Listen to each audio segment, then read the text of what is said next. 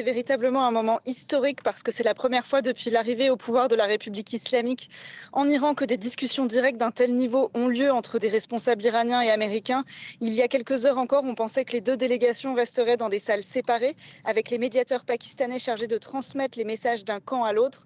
Mais on observe un changement majeur et les deux équipes négocient désormais directement avec les médiateurs du Pakistan présents dans la salle. Selon nos informations, une première phase de discussion directe en format restreint a duré près de 2 heures, notamment avec le chef de l'armée Hassim Mounir et les deux principaux menants de la délégation iranienne. Après une pause, les équipes ont repris les échanges, cette fois rejointes par leurs experts techniques. Et j'ai oublié de citer évidemment les médiateurs américains, J.D. Vance, le vice-président, et les deux envoyés spéciaux, les deux envoyés américains.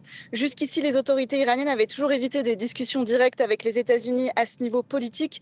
Cette ouverture est notamment attribuée au président du Parlement iranien, donc Mohamed Bagher Ghalibaf, dont l'influence s'est renforcée ces derniers mois, surtout après la guerre pendant laquelle plusieurs figures importantes de la direction iranienne ont été tuées. De nombreux analystes ici à Islamabad estiment que ces échanges directs entre les deux délégations étaient devenus indispensables pour espérer avancer vers une désescalade.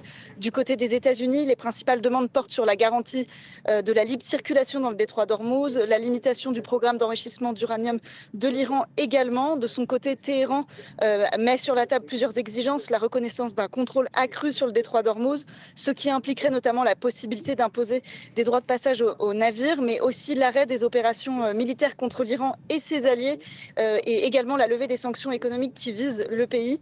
Et d'après des sources sur place, des premiers points de convergence auraient émergé concernant la situation à Beyrouth.